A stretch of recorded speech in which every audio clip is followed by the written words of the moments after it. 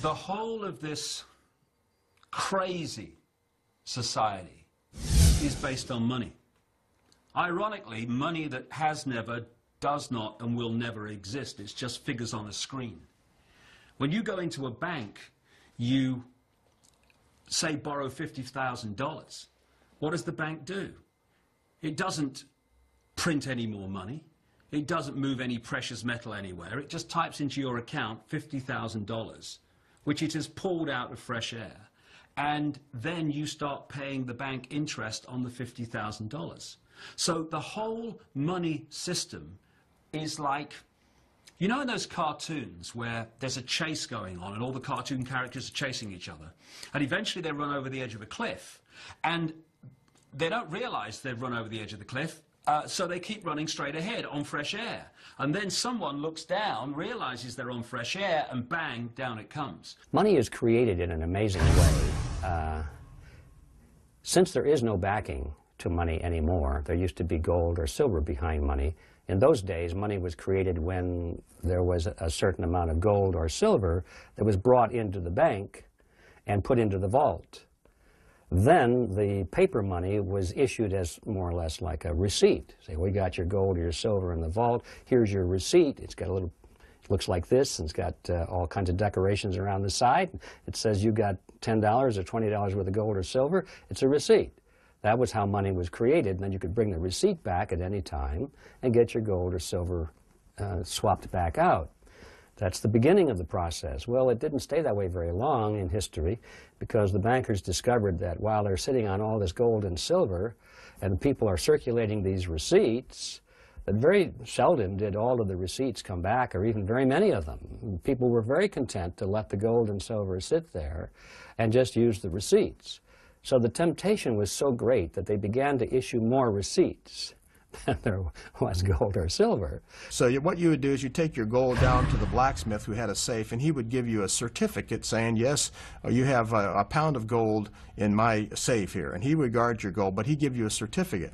Well, when you went to buy a round of drinks for your friends at Harry's bar, you wouldn't use gold, you'd use the certificates to pay off, you know, the drinks. And then those certificates could be redeemed at the blacksmith's place. Well, the blacksmith started seeing that nobody came back to redeem their gold. They just kept circulating this paper. And that became, you know, the way that people carried on. Well, pretty soon the blacksmith figured out, well, you know, if they're not coming back for their certificates, I could probably print up a few certificates and nobody'd know the difference. And that was the beginning of fractional reserve banking, as they call it, in which the money supply begins to expand. And it's artificially expanding because of a decision made by the bankers and later on by the politicians who went into partnership with the bankers that this was an acceptable practice. Of course, the danger with that is that if all of the, or even a substantial number of the depositors did want to take their receipts back to the bank and demand their gold or silver in return, there wouldn't be enough to keep the obligation. And so there'd be a run on the bank, and the banks would have to close their doors, and in some cases they'd actually go out of business. They'd be bankrupt, and people would lose their deposits. The bankers themselves very seldom lost very much. They might have gone to work for another bank or opened up a new bank down the street, but the depositors often lost a lot of money in this fashion, and that was the reason for going into partnership with the governments, because the governments would then say, well, the law says that the banks can do that legally, so there's no prosecution. You can't prosecute these bankers anymore because they didn't violate the law.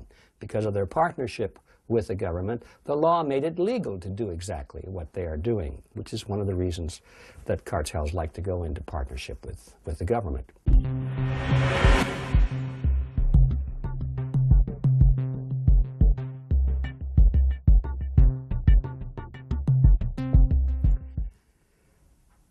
The Federal Reserve is a strange creature. There's nothing quite like it out there. Most people think that it is a government agency and that it's here to protect the best interests of the common man. But the truth of the matter is, when you cut through all of the debate and all of the research, you come to the startling realization that the Federal Reserve System is a cartel. It's a cartel, no different really than a sugar cartel or an oil cartel or a bean cartel, happens to be a banking cartel. And that means that it is private. It means that the big banks of the United States came together in 1913, and they convinced Congress to pass a law that we call the Federal Reserve Act.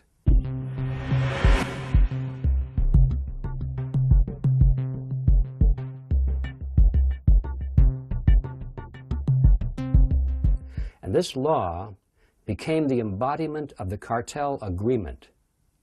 You see, what cartels do generally is they decide that they don't want to compete with each other. Cartels are made up of different separate companies which on the surface appear to be competitors. And they decide they don't want to compete with each other. They want to improve their profit margins and solidify their position in the marketplace. And so they want to get rid of competition, and they decide they're going to fix prices or divide up product or geography or something like that. And they come to cartel agreements to reduce competition between themselves. One of the problems with cartels is that it's very difficult to enforce those rules and regulations, those agreements. How do you do it? If a member of the cartel wishes to drop out and say, I don't want to play anymore, there's nothing that the other members can do unless they have made that cartel agreement into law. Now, if they've taken the cartel agreement and they've passed it through the legislature of the nation, now it becomes law, and now when one of the members tries to drop out, they can call the government into play and use the police force of the nation to enforce the cartel agreement, which is why all cartels love to have government involved as a partner. And that is exactly what happened in the banking industry in the United States back in 1913. The Federal Reserve Act is nothing more or less than the laws, or the rules and the regulations, the cartel agreement of the banking fraternity. It's how they decided they would reduce or eliminate competition between themselves. And they brought the federal government into it, the Congress, to pass that in the form of law.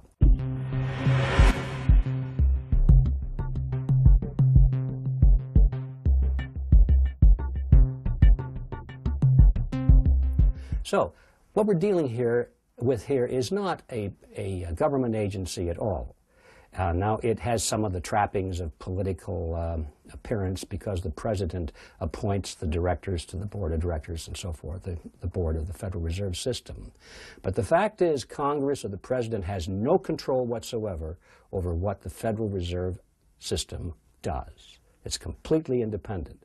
So, the question arises, is this good or bad for the American people?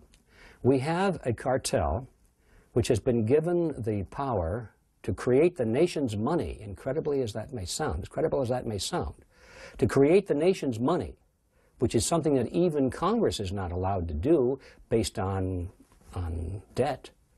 The Constitution of the United States says that Congress shall create money only when it's backed by coins, when it's backed by something like gold or silver, has intrinsic value. The Congress cannot create money based on debt, according to the Constitution, fiat money.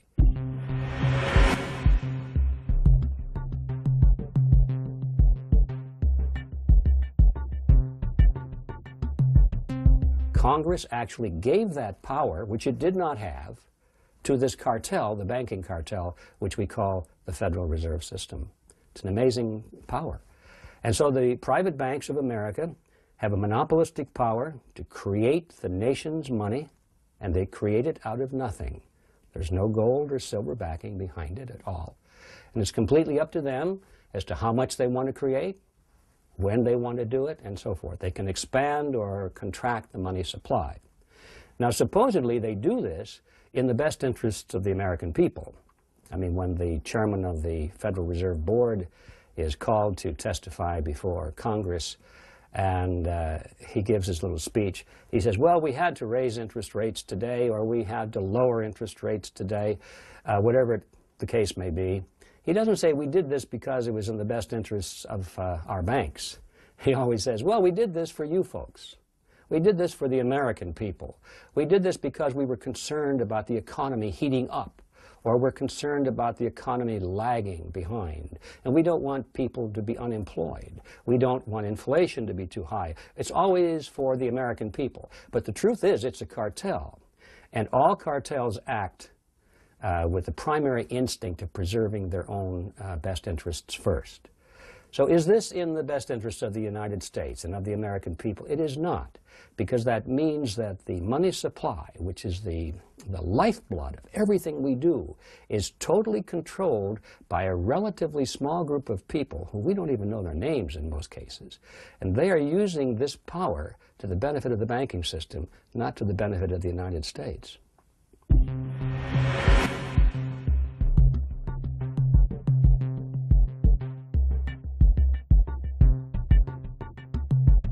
Well, here's how it works. Remember, I said before that the Federal Reserve really is a partnership between government and the banks.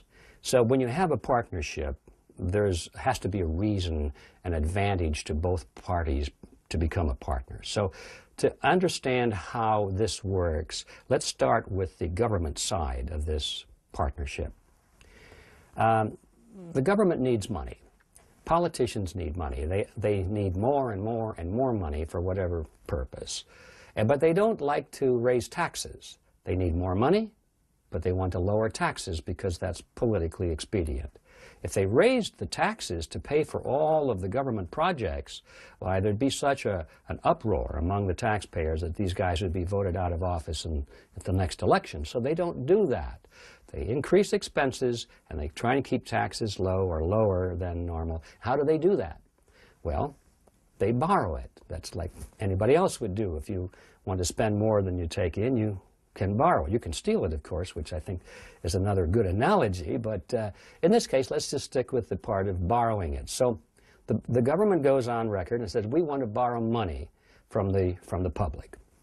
And so they offer these government bonds or certificates of some kind or another, treasury notes and bills, depending on their maturity dates.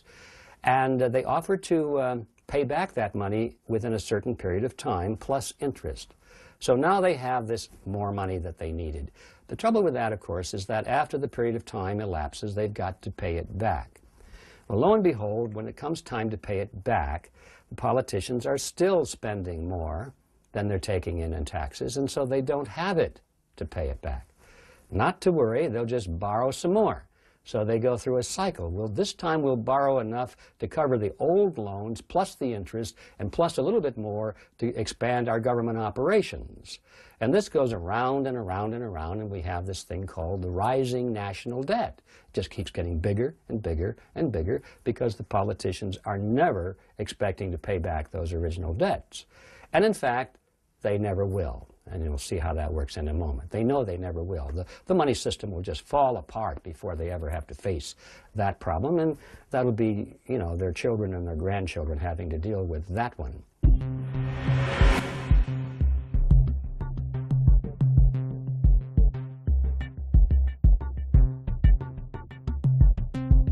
Well, no, so far so good. So they borrow this money and the debt goes up and up and up.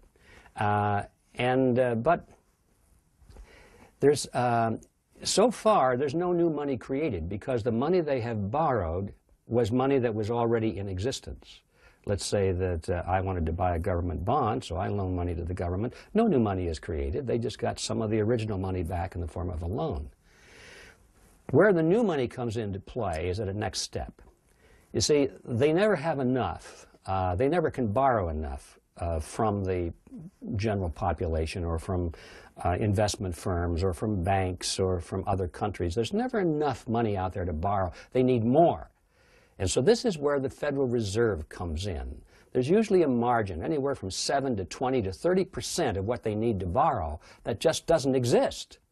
Or in order for them to borrow it, they would have to raise the interest rates to attract that much more money in, and they don't want to raise the interest rates. So now they finally go to their partner, the Federal Reserve System.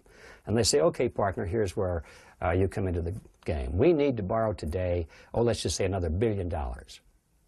And the Federal Reserve officer says, okay, that's fine.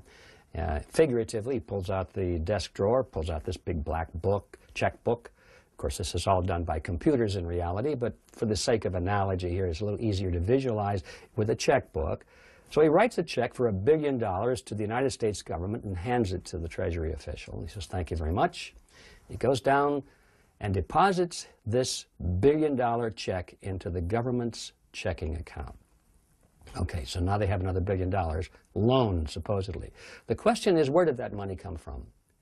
What account did it come from? Who put the money into the Federal Reserve System for that $1 billion to be loaned? And the answer is, nobody did. There is no money. It just came out of thin air. It was manufactured just for the purpose of this loan. Now, if you and I were to do that, we'd go to jail. But the Federal Reserve can do it because the government wants them to do it, because they're the lender of last resort. It doesn't make any difference if they can borrow enough money from the private sector at the rates they want to offer. It doesn't make any difference, because they know at the last minute they can always go to the Federal Reserve, and by obligation, the Federal Reserve will create that money out of thin air, just the way they used to do it on the printing presses. Except today they don't use printing presses for most of it because it's checkbook money. It's in a computer. It's digits. It's invisible. They just create it out of thin air. And now this is new money, and the money supply expands on the basis of what money was created for this loan.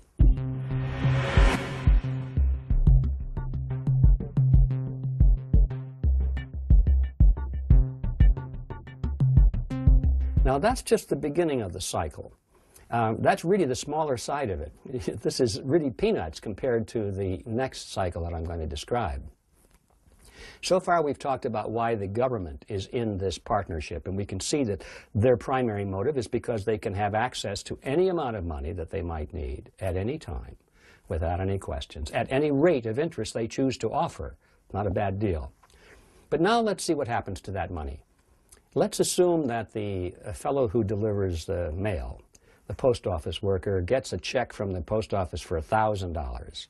And now that was newly created money through the process which I just described. It's newly created money, and the post office worker doesn't know that it didn't exist the day before anywhere in the universe. He doesn't care. It's spendable money now. So he takes this check to his private bank, commercial bank, down the block, and deposits it into his private checking account. Now, finally, the money is out of the government side and goes into the private commercial banking side, and this is where the action really heats up.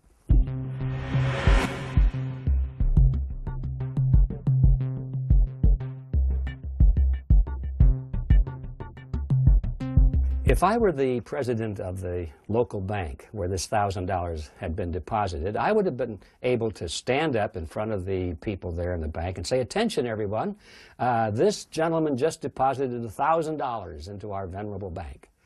And everybody would be happy because generally people go to the banks to borrow money. A lot of them do.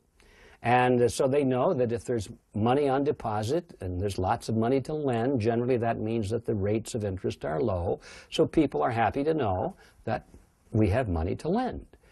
You might ask me, well, how much money do you have to loan? And I'd say, well, how much do you need? And you would say, well, I was looking at a used car, $9,000 would be about right. And I'd say, I can do that. But you would say, I thought he just deposited $1,000. I would say, yes, he did. And this could go back and forth, and you'd say, well, how can you loan $9,000 when he only deposited $1,000? And if I were a good banker, I would say, don't worry about it, sir. It's all quite legal. It's all regulated by the Federal Reserve System. It's entirely possible, and indeed it is, because according to the Federal Reserve regulations, which, don't forget, are created by the banks for the banks, all the banks have to have, at the current time, is 10% of their deposits in reserve compared to the amount of loans that they put out. 10% in reserve. So if you take $1,000 and you put that in your accounting ledger under the heading, and you put the word on the top that says reserve, now you've got $1,000 in reserve, and that's 10% of $10,000, which means you can loan $9,000 and still have 10% reserve. So now the banks can literally create $9,000 out of thin air and still be quite legal because they've got 10% in reserve. Now, that's kind of an oversimplified way of explaining it, but basically that's the accounting that goes on. So the banks will be able to, I would, as a banker, would be able to create $9,000 out of nothing and loan it to you at interest. Now, just think about that for a minute.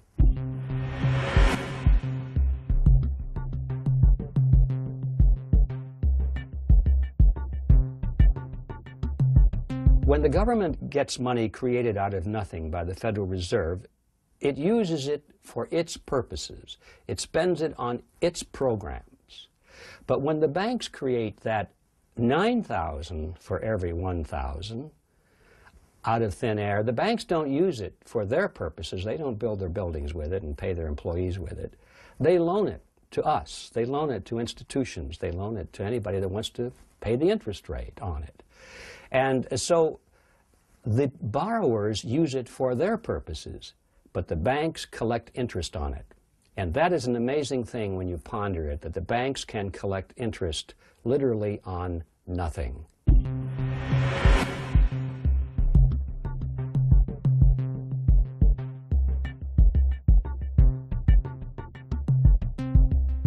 So when the banks say we're going to earn 3% or 3.5% on the money we have on deposit, they're not telling you the whole story, because that money on deposit is used to leverage the creation of 9 times more money. So whatever that interest rate is, you can multiply easily by 9, and that's closer to the real effective interest rate that the banks are making. Or if you wanted to be more authentic, you would say, since this money didn't exist, in fact, there is no money, they're collecting interest on nothing, then the interest rate really is infinity. So it's not a bad business to be in, you might say, which is why, of course, the banks are doing pretty well. And so you're able to create, for every $1 billion that's created out of nothing in order to loan to the federal government, now the commercial banks are in a position to create an additional $9 billion and push that into the economy, also created out of nothing, but push that into the economy in the form of private loans. This is how money is created, not only in America, but now in most of the world, which follows this general pattern. Actions have consequences. This creation of money and expansion of the money supply has a consequence. And not only can the supply expand, but it can also contract. And so we have this boom-bust cycle, which would be very difficult if money were based on gold or silver, because the supply could not expand or contract rapidly or at the whim of some committee or some political group or some motive like that. It depends on how much gold and silver there is. In the days when money was backed by gold and silver, the supply of money remained very stable. It expanded perfectly in proportion to the expansion of the population and an expansion to the economy. So there were no booms and busts in those short periods of time when government didn't allow banks to create money out of nothing.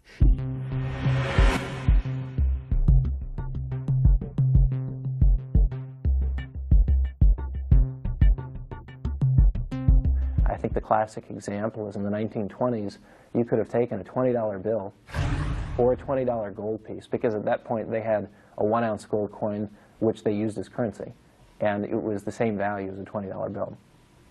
And you could go out and buy a complete suit of clothes, a 3-piece suit, tie, the whole works, for either one, a $20 bill or a $20 gold piece. Today you can still do the same thing, assuming that it's a modest suit and not an Armani or a Canali or an Italian vintage, but you can spend $800–900 on a good suit of clothes, and your $20 bill has maintained its value, or your $20 gold piece has maintained its value. It'll still buy it. Your $20 bill may take you to the movies, popcorn, gummy bears, the whole ball of wax. So it takes more dollars today to buy the same things. That's the consequence of inflation. As I said, there are consequences, and the consequence generally, we see it not only as booms and busts, but as inflation. Right now we're going through a tremendous inflationary period, and I think we're going to see a lot more of that in the future, probably to the point to the extinction of the value of money entirely.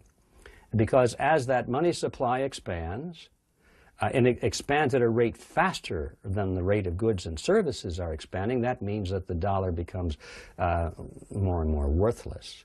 And I think the best way to illustrate that is to realize that if we had lived in ancient Rome and we had a 1-ounce gold coin of the realm at that time, that would have purchased for us a very fine toga, a handcrafted belt, and a pair of sandals.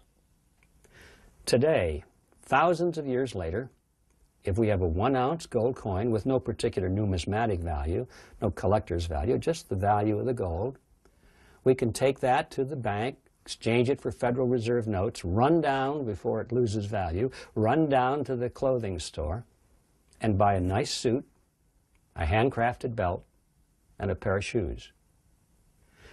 The value of 1 ounce of gold, in terms of purchasing power, has not changed drastically in thousands of years, and never can. And the money supply should be based on that kind of a solid principle so that you can depend on its purchasing power. But when you've broken loose from a backing in the monetary system, and now you have just politicians and bankers deciding how much money is going to be created, now you've got this expansion, you've got the devaluation of the purchasing power of the dollar, and you have this thing called inflation, which means that your savings are being wiped out. The truth of the matter is the average man today, he can work a whole lifetime, and he can put his savings into a savings account in terms of dollars, and when he gets to the end of his career, those dollars will be withered and withered and withered and practically zero. So inflation is a tax. It's a hidden tax, but it's a very real tax, and it's perhaps the most dangerous of all the taxes. That is the heritage of the Federal Reserve System.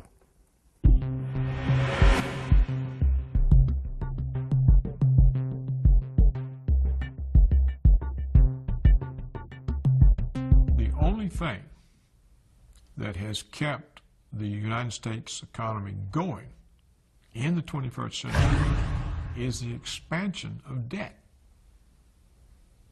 It's all based on a buildup in consumer and government debt.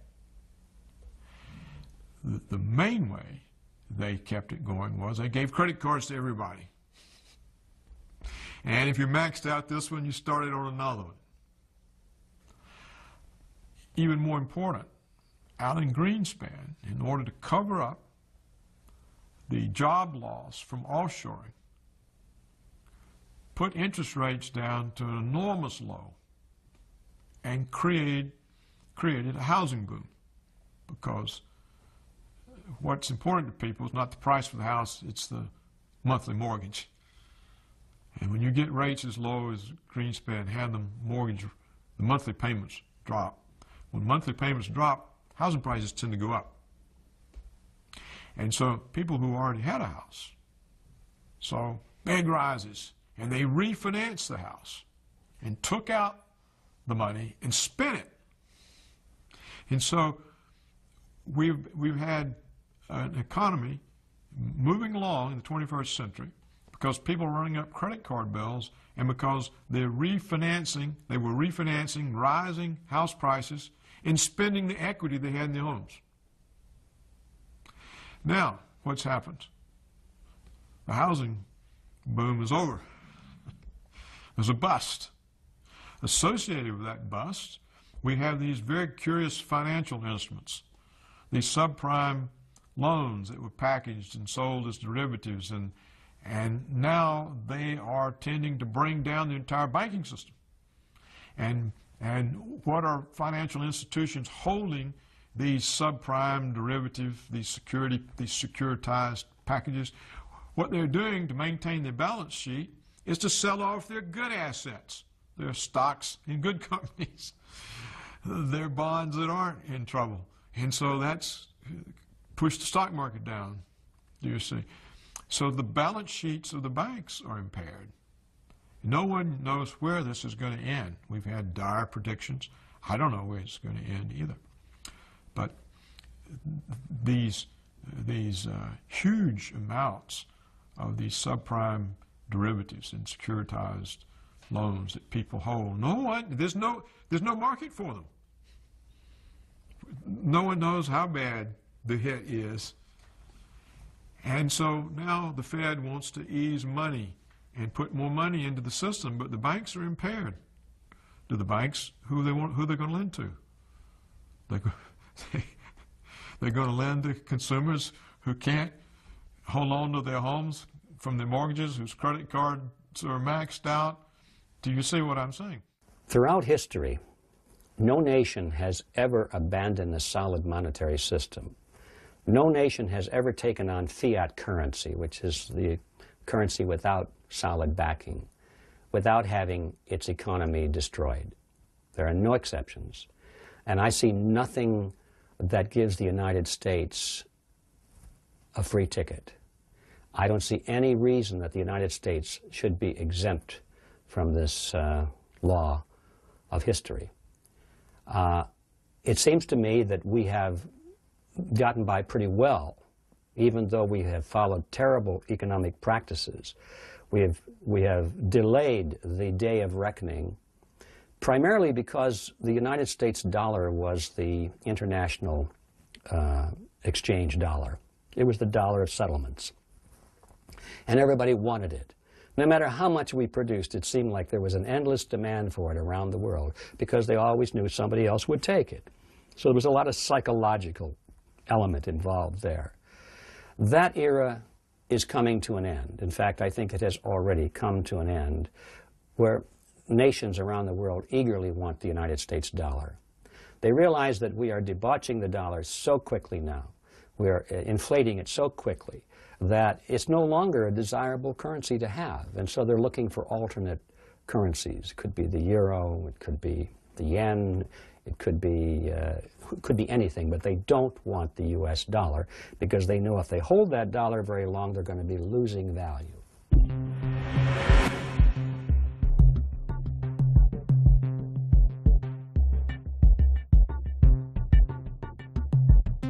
The power of the United States rests mainly on the fact that the United States dollar is the world reserve currency.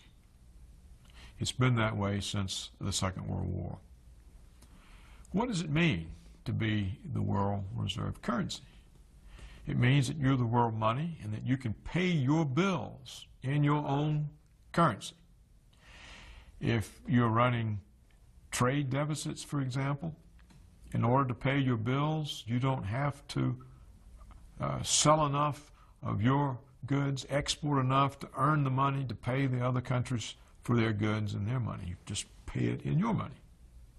It also means there's a great demand for your money because it is the reserve of all the foreign central banks. The foreign central banks keep their reserves in your currency. This means there's a huge market for your currency. It means that markets for your assets denominated in dollars, is vast. This means you become the world financial center because any instruments, any investment instrument issued in dollars is liquid. It's marketable anywhere. So these are enormous advantages. They're the advantages that Britain once had. When you lose that advantage, you lose a lot. Now, the United States is in the process of losing that advantage. It's losing it because over time, since World War II, other nations have rebuilt, and we're no longer the only country that can make things. And so you have trade pressures. We also have a new development, and that is offshoring. What many American corporations have learned is they can increase their profits by discharging the American workforce and having their products that they sell in the United States made abroad, in China, for example, or India, where there are vast, underutilized supplies of labor. And there's pressure on companies from Wall Street to improve earnings. and the pay packages of top management are related to performance. So now that it's possible, with the collapse of world socialism around 1990, American firms have been moving more and more of their production for American markets offshore. This is doing two things to the economy. Every time an offshore good comes back in, it counts as an import, so it automatically raises imports. So every time an American firm moves a factory abroad, American gross domestic product goes down, foreign gross domestic product goes up, and the trade deficit goes up, or imports go up, which makes the trade deficit go up.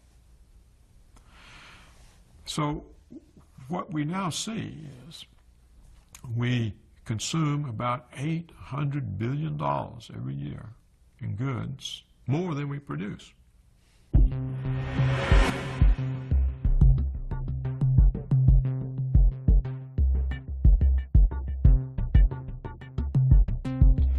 We've been able to do this. It's a gradual thing that we got into, a little at a time. We're able to do this because people were willing to accept the dollars as payments. It was the reserve currency. Now they have huge numbers of these dollars, and they're beginning to wonder about it. They're beginning to say we're really overweighted in our investment portfolios with dollars. And there's a less inclination.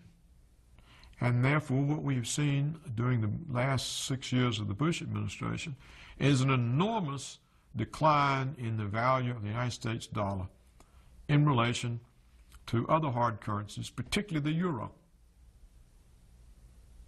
When the euro was first issued, it was €1 to $1. Today, it's $1.52 that you have to pay to get €1.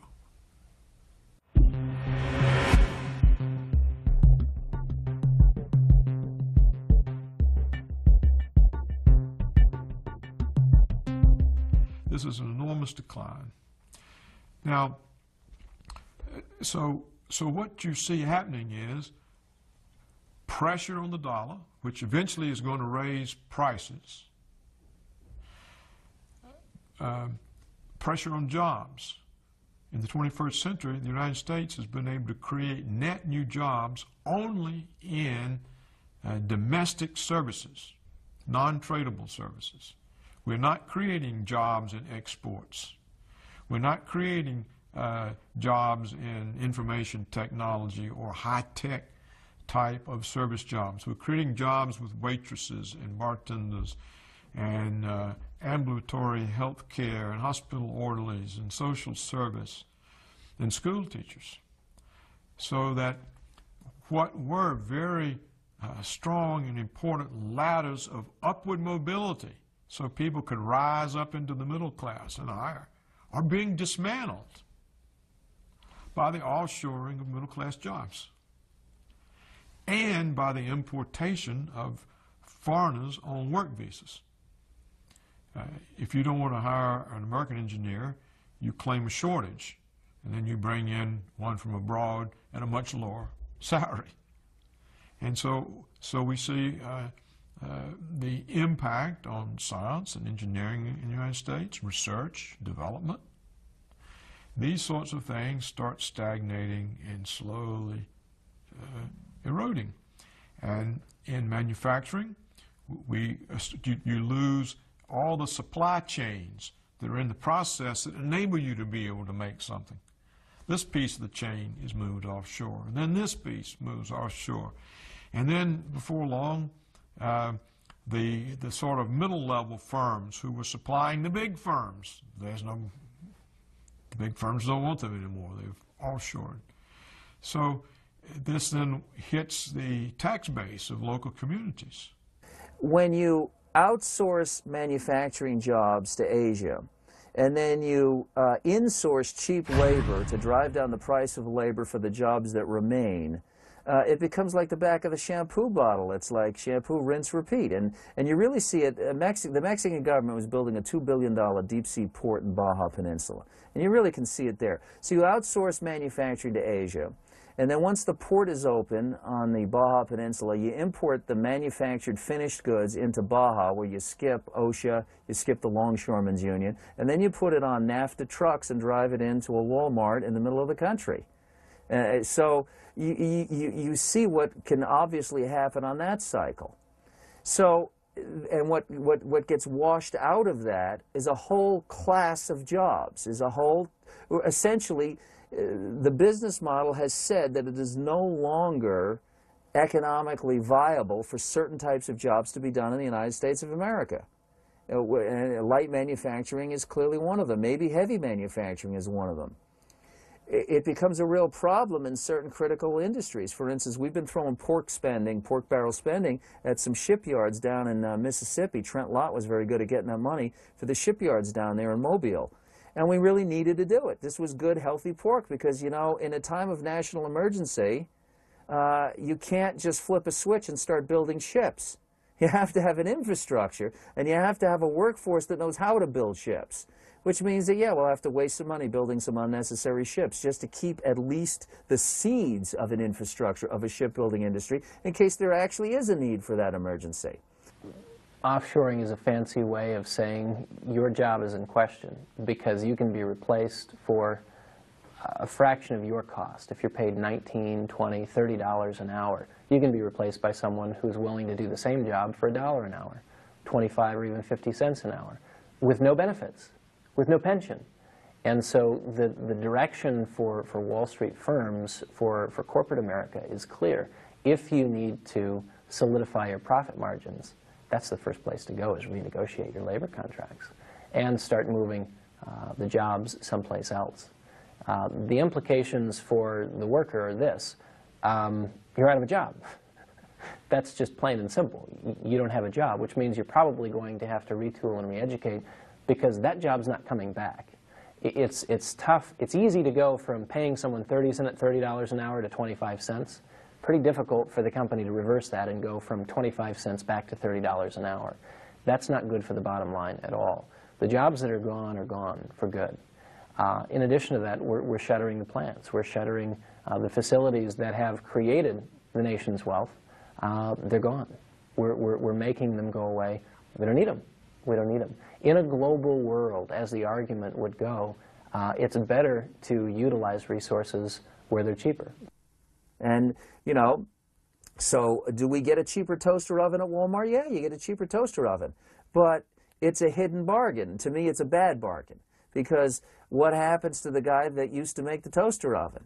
What happens to his family? Now the social costs of that are passed on to the community that no longer has a factory, that now, like, you know, when Maytag used to make their stuff in Galesburg, is it Galesburg, Illinois? Somewhere in Illinois. And they were there for 75 years, and they got tax credits to stay, and they left anyway because their workers were making $15 an hour, and they moved the factory to Mexico where they were paying people $1 an hour.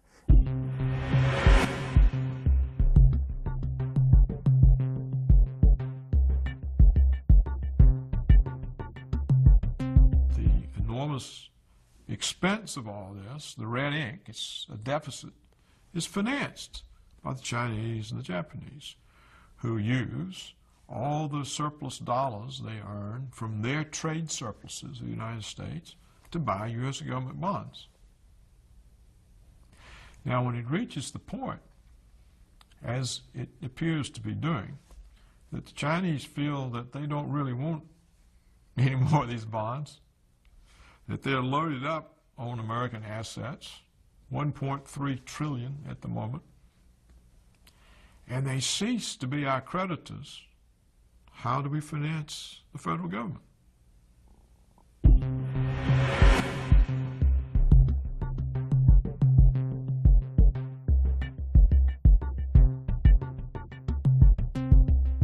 The American saving rate is about 0, so the Americans can't buy the bonds. People haven't had any, the median income of families has not gone up in the United States in a couple of decades, perhaps longer. There's no growth in the real income of anybody outside the very highest income levels. So, and they're all struggling. They're drowning in credit card debt. Many of them now can't deal with their mortgages. How are you going to raise the taxes?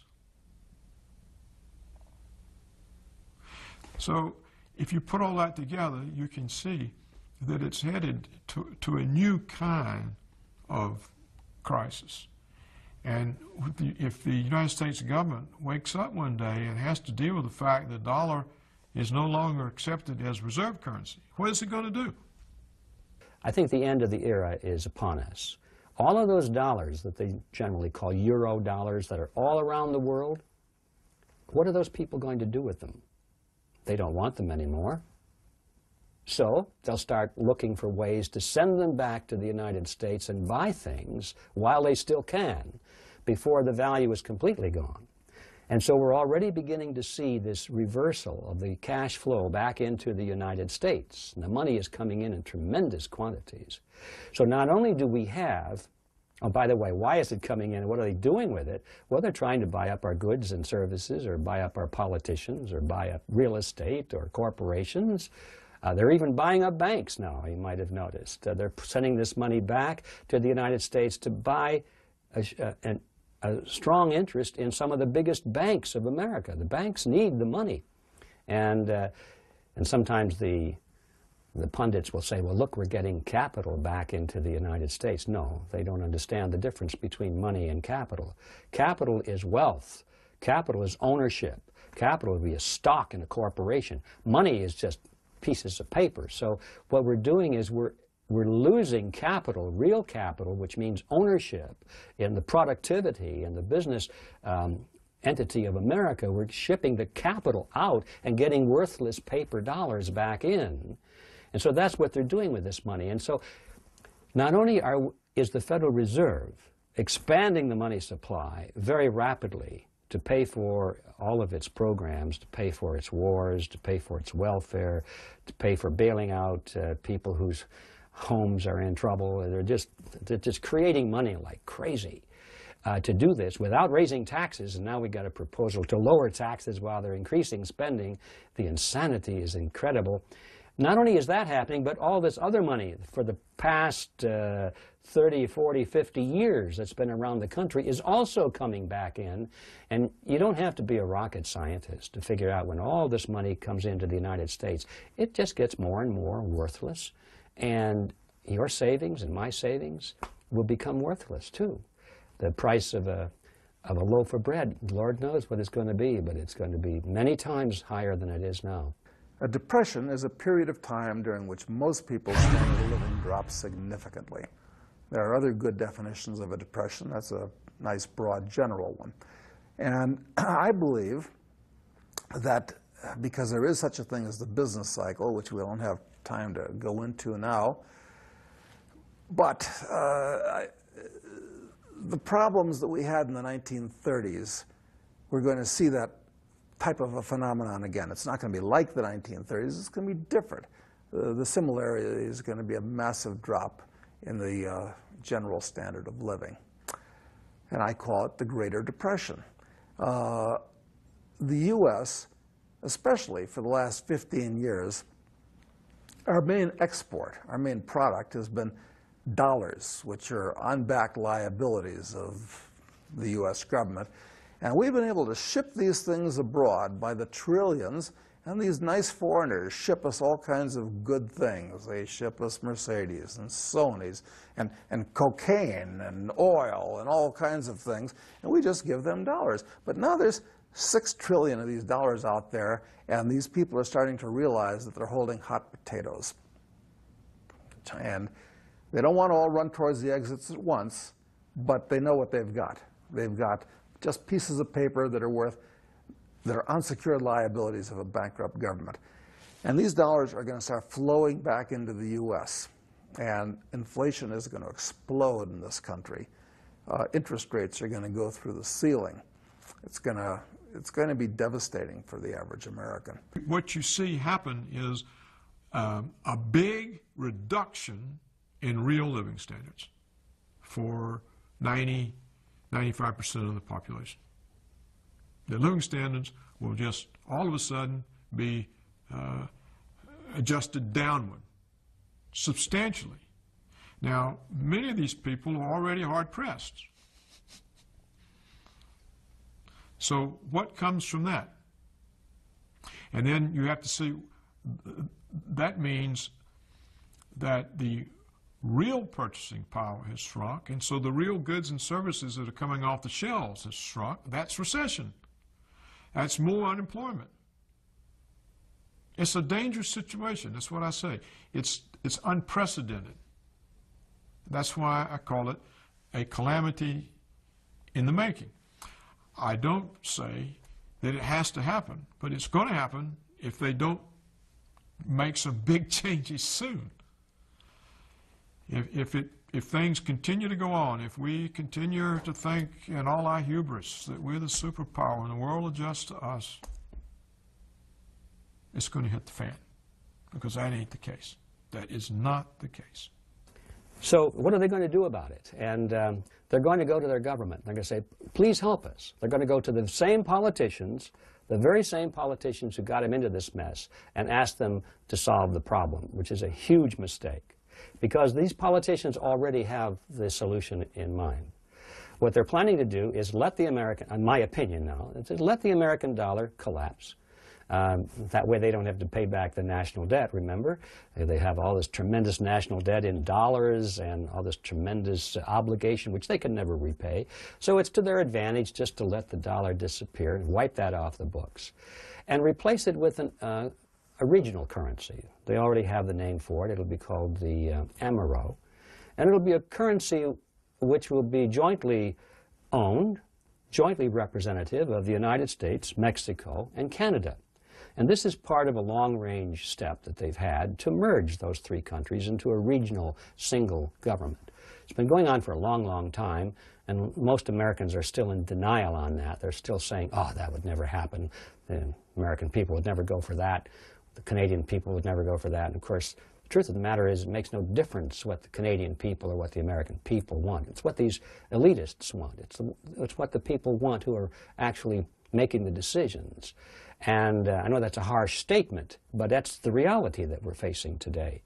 So they're going to offer a new currency, and Americans generally will say, oh, that's wonderful. Now this currency will replace the old worthless currency, and there'll be new hope. The truth of the matter is the new currency will be no different than the old currency, except it'll be a fresh start. Everybody will be given a new equal number or relatively equal number, depending on how many old Federal Reserve notes they can trade in and that sort of thing. But it'll also be a fiat currency. There'll be no gold or backing behind it.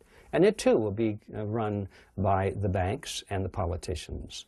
And then the final step beyond that is to merge the amero with the euro, and they'll be developing a similar currency for Asia and Africa and South America. Get all of those, then finally, and we're talking about maybe 10, 15, 20 years down the line, merged into a single global currency. Now at that point, there'll be no place else to go.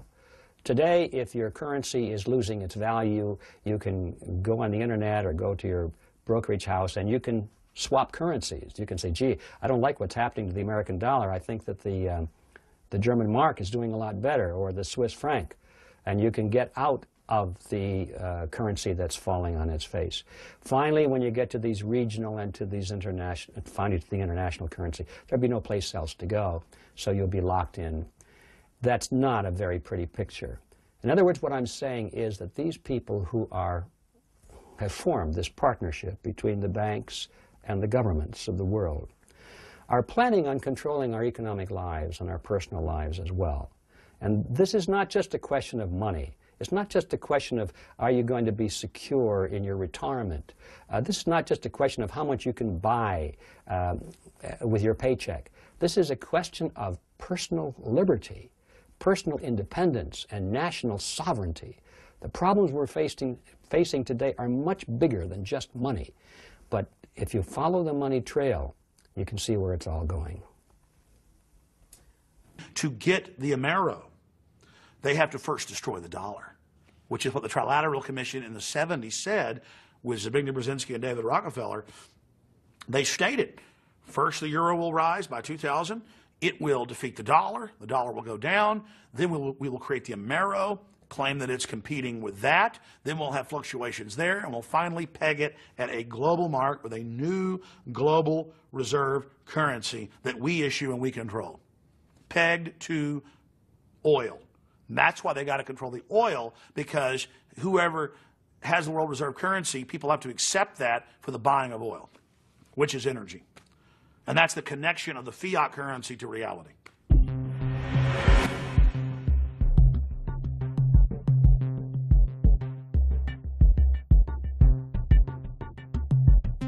I spoke years ago at a conference, an economic conference, about the world economic system.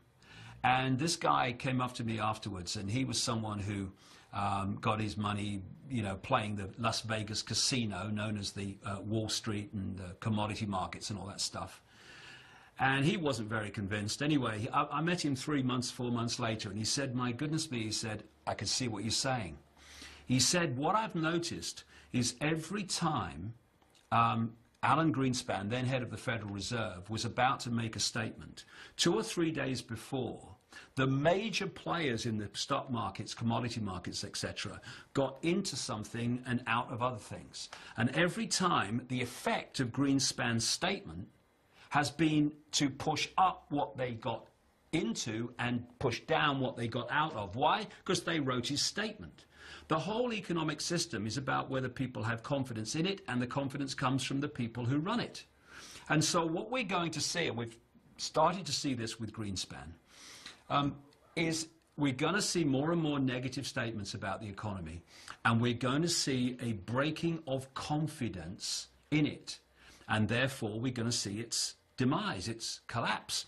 Now, this won't collapse catastrophically for the elite, because people say to me, well, why would these elite people, why would they crash the stock market when they had lots of money in it? Well, if you know a stock market is going to crash or a commodity is going to crash because you're the one who's going to crash it, then what do? You get out of it just before the crash, you let it crash, and then you buy up vastly greater amounts of that at a few cents on the dollar, and then you increase the confidence and up it goes again, and now you own vast amounts more than you did before. There was the famous story, infamous story, of the Rothschilds at the time of the Battle of Waterloo, when the Rothschilds put out the false rumor in the London financial district that Britain had lost the Battle of Waterloo. And, of course, everything crashed. And then came along the real news, the real truth, which is they'd won the Battle of Waterloo and the stock market went flying up again, except when it crashed, the Rothschilds had agents all around buying up stocks on a few cents on the dollar. And at the end of that day, the Rothschilds were vastly more wealthy and powerful than they were before. So if a stock market crashes or an economic system crashes, it's because those who move trillions of dollars around it every day have made it crash. And in a world where money is king, where money decides choice, where money decides life possibility, what greater way of creating chaos and fear than a collapse of the economy? And we're already seeing that happen. It works like this. This is how the economic system has worked for centuries and still being applied today. It's real simple, and this is how the elite few have trawled the wealth of the world and created booms and busts at will. Stage one, they push interest rates down, start recognizing the cycle that's just coming to an end, and they put lots of money into circulation, what we call money. Because It's not governments that put money into circulation. It's private banks controlled by the same pyramid making loans to people, credit loans. That's how money's put into circulation, not by governments. So what the banking cartel does is it puts vast amounts of money into circulation by pushing interest rates down and giving loans for, you know, on next to no collateral. What happens then is there's lots of economic activity because there's lots of money swirling around, so there's lots of units of exchange to buy goods. So what happens is people get more confident, they take out more debt themselves, because, oh, we can have a bigger house now, darling. The economy's doing so well, we'll have a bigger car, we'll have 2 holidays, vacations a year now, or 3 maybe, because we're doing ever so well. And what do businesses do? They get into more debt, because, crikey, we've got all this demand, we've got to invest in plant and machinery and more staff and all this, so we can meet demand. And then that is, in effect, the elite, economically, putting the fishing line out. And then at some point, and we're closing in on that point now, they start reeling the fishing line in. Because what they do is they start pushing interest rates up. Now what happens is lots of money that was circulating here, buying things and creating economic activity, is now going out of the economy to pay increased interest rates on the debts that people have.